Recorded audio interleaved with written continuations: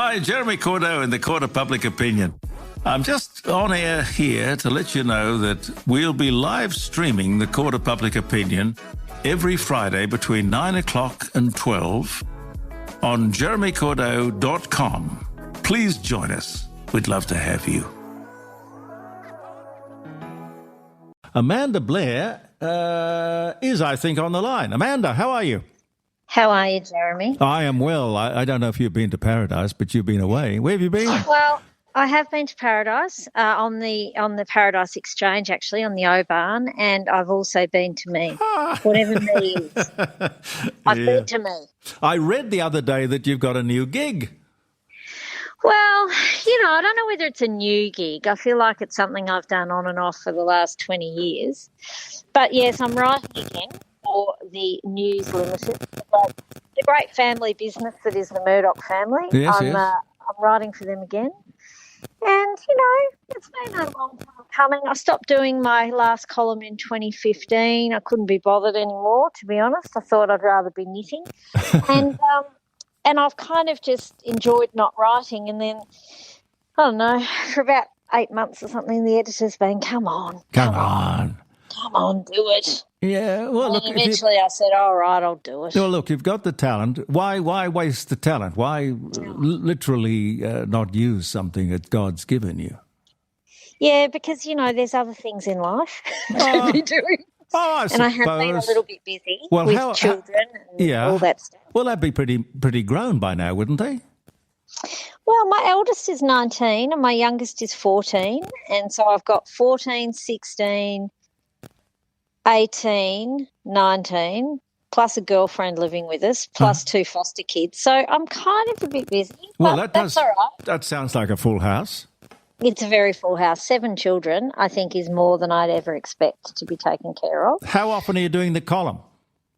Once a month, which is quite manageable. So I write for the Woman's Weekly. I've written for the Woman's Weekly for, I think, 12 years or so now. Yeah. And that's a monthly column, and, that I can manage, and I can also manage a monthly column for News Limited. So 2 columns a month I've got to churn out, so that's all right. What are you going to be writing? Is it going to be controversial? Is it going to be homespun? Is it how would you describe it? Well, I sort of haven't really been given much of a brief, but I think they want more kind of like family-based, humorous stories rather than hard news. So I wrote hard news and hard news opinion for many years, which I didn't mind. Yeah. The Woman's Weekly one is obviously humorous.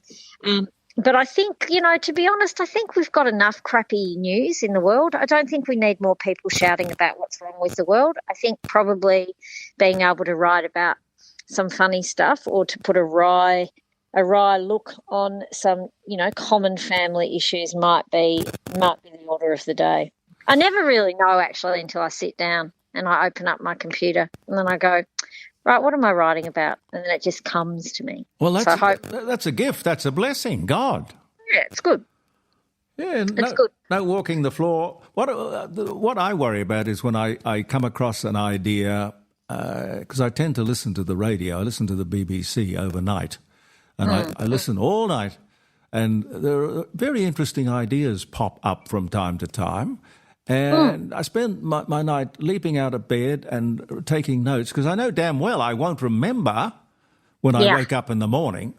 Yeah, I know. It sort of takes over your life, but if you could just sit down in front of the computer and it all just flows, that's a blessing. Well, what I do is if something happens that I think, there's a column in that, I just open up my phone and I put it in notes and I'll just put so one that's coming to me, which I think I'll write about, is about this TikTok obsession that young girls have got with makeup. Yes. And it's quite interesting. So I'm going through this with my 14-year-old. So I've just written down TikTok makeup, and that's all I need. And I've done this for 12 years with the Woman's Weekly. Yeah. And I've just got this really long list of things that have happened, and then I sit down and then it all comes to me through there. So I can't remember, of course, like most of us, I can't remember everything that happens, so I have to write it down. But the detail comes as I'm writing because then I sort of have to recall it. But it's quite it's quite an effort writing. Like you sort of got to sit there and really concentrate, and that's not very easy for me. Like I am quite.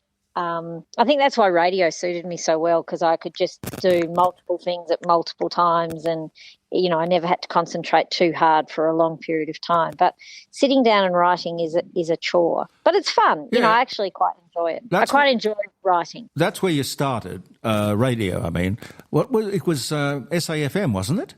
Yeah, I started in Triple M in Melbourne. Hell yeah. And then I went on as a guest because I'd written a book on Pauline Hanson, like a funny book. And I went on as a guest, and then they just kept me on the show.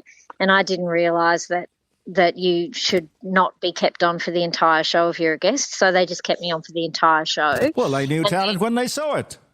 Well, this is it, right? And then they're like, oh, so what are you doing with your life? And I was like, what do you mean? And they walked me to the car. The host of the show walked me to the car and was like, so it was really nice to me. And then that afternoon, the producer called and said, listen, we've had phone calls about you. Everyone really liked you. Do you think you could come back on? And I was like, sure, whatever. So I went back on, and then the powers at Oz Stereo kind of got all excited and jumped up and down and sort of gave me a show in Melbourne to test me out, and that worked. And then they wanted me to do breakfast, and they wanted me to go to Newcastle, and I said no. And then they said, will you go to Sydney? And I said no. And then they were like, what about Perth? And I said no, because I'm from Melbourne. Yeah. And then they said, what about Adelaide? And I went, yeah, actually, I'll go to Adelaide, because I'd been to Adelaide once Were you before. married? Were you married at the time? No, I had just started going out with Michael, who's now my husband. Yeah. So this was 26 years ago. And I was like, oh, I'll go to Adelaide, because I'd been here once. I'd been to Adelaide once before, and I really liked it. Yeah. And I was with my mum, actually, and I really liked Adelaide. And I was like, yeah, all right, I'll go to Adelaide. So that was it. And then and then it worked. I was successful. I was good at it, blah, blah, blah, whatever. I found it quite easy. And then when they wanted to send me back to Melbourne, about 2 years after that, I said, no, I don't want to go. And they were like, what? And I said, no, I don't want to go. And they're like, what do you mean you don't want to go? And I said, I just really like Adelaide. I'm really happy here, thanks. Nick off. So they're offering me a huge amount of money to go back to Melbourne, and I just didn't want to go. I was very happy in Adelaide. And, I'm very happy in Adelaide. And to be honest, I'm happy not to be in radio anymore. But then you went from FM. You came back to the light side, the proper side, AM. Yes, the AM. That's right. Yeah, I went and I did 6 years. So I did 6 years at breakfast in SAFM, and then 6 years at 5AA. Yeah. Well, why did you leave? I quit. I quit. I looked outside the window one day. Yeah. Jeremy. I looked out onto Hindmarsh Square. Yeah. They'd actually asked me to participate in a gopher race with Bob Francis, valet, and I just thought, my life's worth more than this. Thanks. So I quit. But I was thinking it was a great Australian expression. Yeah, nay. No. I was like, no. I was like, no. I looked down onto Hindmarsh Square, and the publicity girl standing behind me waiting for my answer as to whether or not I wanted to race Bob Francis around on a gopher as a promotional exercise. I just went, I'm actually sick of being the court jester. I'm out of here. Oh, well, look, I must thank you, and I do thank you, because I'd retired from 5DN, and somehow along the way we bumped into each other, or something happened, and you asked me to come in on your afternoon program and have, what did you call it, a right-wing rant? No, what was it called? It was something. We had a better name than that. I can't remember it. Was it? Did I use the court of public opinion? No, you didn't use that. It was. God, it was something really funny too that we'd come up with. I can't remember. I can't remember. But it was actually, it was awesome, because the thing I've always liked about you is that you're always happy to draw your sword in good humour, and you're always happy to take on an issue and fly your flag, and we were happy to argue with each other in a very jovial way. Yeah. And it was good. It was good. I think that opinion, and I think that, having divergent opinions and not wanting to cancel each other all the time. It's all bullshit, this cancel culture. It drives me insane.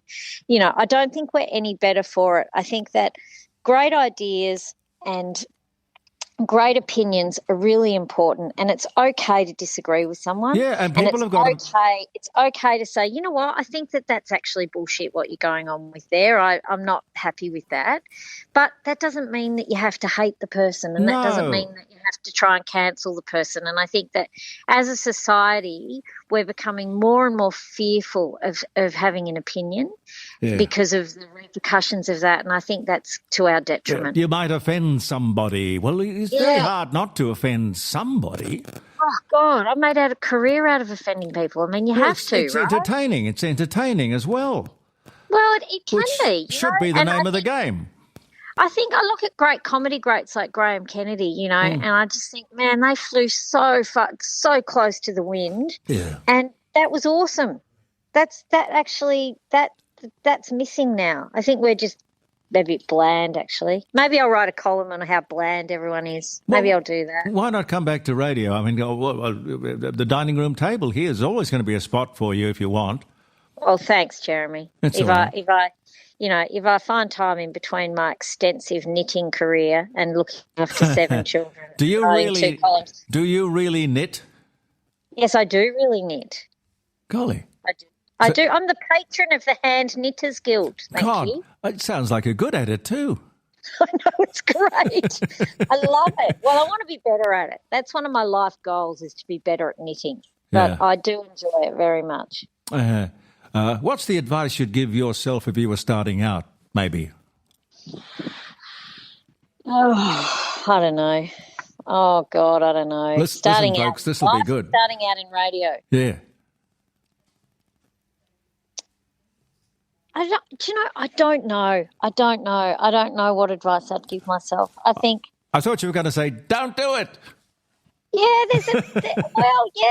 mean, I don't know. I think radio, I learnt a lot when I did radio, and I learnt a lot about myself. I think I now know that I'm an introvert, which I didn't know back then. And I know that sounds weird, but I am an introvert. Most people who get out on a stage or work on radio or television, most are introverted. They're not extroverted. Yeah.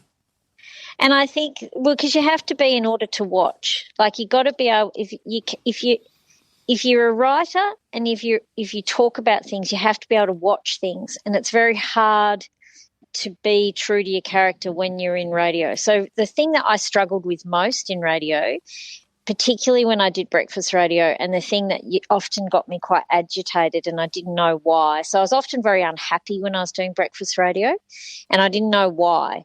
And it's because I was constantly under the pump in terms of attention. So people were always looking at me, and people always expected something of me, and people, I had to do all this public stuff. Yeah. I actually found it really draining, but I didn't know that it was because I was an introvert. Does that make any sense? So back then, when I was in my 20s, I was like, oh, I just don't like this, and I didn't know why. And everyone was saying, Amanda, you should be so grateful because you're earning a fortune and you're doing really well, and I just would be like, why do I hate this? Now I know why, because it was all that public stuff. So if I was to give myself any advice, knowing what I know now, I would have played the game totally differently, and I would have limited the amount of exposure I had, publicly, and the amount of flesh pressing that I had to do, and appearances and all that sort of stuff, because that was hard on me, actually. You mentioned Graham Kennedy. I met him only once, and I was amazed that I thought he was just clowning around, expecting that Graham Kennedy would clown around. But no, he couldn't look you in the eye. Yes. He was terribly, painfully shy. Yes. Had a real problem in terms of relating to people, face-to-face kind of thing. Yes, but when the camera light comes on or the lights come up, he's a completely different man. Totally. I know, and it's really weird. And reading about him was part of my own discovery of my own character, because particularly when I used to do 5AA, I'd really wind myself up. Like, I would really wind myself up, and I'd get quite shouty before I went on air. Oh. Well, it's getting in the mood, that's all. Well, correct. And I never really recognised I did it until my producer said to me, you do realise you have a total personality transformation about half an hour before you go on air. I was like, what? And she goes, you get really angry. She said, you get really angry. And I was like, no, I'm not. And then I started reading about it, and that's exactly what Graham Kennedy used to do. Yeah. And I'm not putting myself in the Graham Kennedy basket. He is a genius. I'm not. But, I was like, oh, my God. And I read about him, and he would smoke like a packet of cigarettes. Yes. For the hour before he went on air, and apparently he'd pace backwards and forwards just swearing at people and shouting about things, and that was his way of raising his energy levels to the point where he would perform. And I realised that I was doing a very similar thing. Because, I'm happy to be quiet. I mean, it's like Pavlov's dog. I don't know what you're like when you're not on air, but for me, I'm like very happy to be quiet, very happy not to talk. Yeah, no, absolutely. I'm not a recluse, but I'm not far away from it. I don't really go out very much at all. Exactly. But and then the red light goes on and you're like, bang, and that's the thing. Like, someone could wheel in a radio station desk right now and put me in front of it, and I'd turn the microphone on and somehow I'd manage to do a show. Yeah, of course you would. But, you're a pro. You're a pro. Very happy to not talk to anyone all day. No, I understand. But it is a trait among a lot of people that I've run across, not only Graham Kennedy, but John Laws is remarkably shy. Yes. A lot of them are really... all the comedians that I know. Yeah. Like, I know a lot of comedians and a lot of performers, and they're all massive introverts and actually quite depressing characters when they're not on stage, yes. And there's that great contradiction because people will say to me, oh, my God, she must be such fun when you go out with her. And I go, no, she's not actually. Like, we sit around talking about prisons and, sad things and sad books that we've read, and people expect the clown to always be the clown. And you know what? It's the old tears of a clown. Yeah, Jeremy? Well, Benny Hill was a classic example of that. He was a manic depressive. So was Tony Hancock. Yeah, and a lot of them are. Tony ended up killing himself. Yeah, a lot of them are. And I think it's really funny, that public expectation, and I struggled with that again at SAFM because people would hear me on air in the morning and then they'd see me out somewhere and they'd stand looking at me expecting me to juggle for them or be the performer or something, and I'd be like, perform. I can't do this. Yeah. So that would be my advice. My advice to myself 25 years ago or 26 years ago when I started in radio is maybe find out that you're an introvert before you go on the radio. You're not a Gemini, are you? No, I'm a Libra. A Libra. Don't know much about. I don't know what it is, but if the moon and the stars can control the tides, I think that probably when you're conceived or when you're born, at whatever time of the year, maybe it has some sort of influence. I don't know. Yeah. I don't know. Well, no, I do know. My producer was a Gemini. My father-in-law's a Gemini, and one of my kids is a Gemini, and I do know that they definitely have two separate personalities. They seem to. I was married. Kari, my first wife, was a Gemini, and I never knew which one I was talking to. No, it's quite hard. It's quite hard. It is quite hard. I'll agree with you. I'll be reading your column. I really will. Thank Amanda? you, Jeremy. Wonderful. And good luck with your radio career. I did say to Carolyn when she called me, I was like, "What's he doing?" He's doing what? Well, radio started, 100 years ago on the dining room table of Jack and Stella Hume down on Green Hill Road at Parkside. That's how it all began. So it's fantastic. It just this is a kind of more high-tech way of doing it and reaching more people. Good on you. I think it's awesome that you're constantly evolving and changing, Jeremy Cordeaux. Well done to you. Got to keep the mind working. That's the thing. Got to. Well, you should come to knitting with me. Okay. Yeah? I'll try anything. Traditionally, men were the knitters, so and they say that knitting's very good for cognitive repair. It's apparently it's great. You got to challenge yourself as we get older. So you all sit around together in one. I didn't know it was a sort of a community thing, knitting. Yeah. Do you talk, we've got talk while you knit? Do you talk? Well, some people do. I'm not quite good enough to talk while I knit. I need to concentrate. But, yeah, it's the Hand Knitters Guild. In fact, everyone's welcome. We have our meetings every 2 weeks. In fact, we start this Saturday at the Unley Civic Centre in what road is it in? Mitchell Street? No, not Mitchell Street. Anyway, look it up. It's in the Unley Civic Centre or Unley Senior Citizens Club or whatever. Yeah. And it's $4 or something. You can come. I think you can come like 5 times or something for free before you join up for membership, and then it's $4 a time if you're a member, and it's great. Do you bring your own wool? Yeah, bring your own knitting. Yeah. And you just sit around, and there's some very good knitters there that can help you if you need help with your projects. What are you knitting at the moment?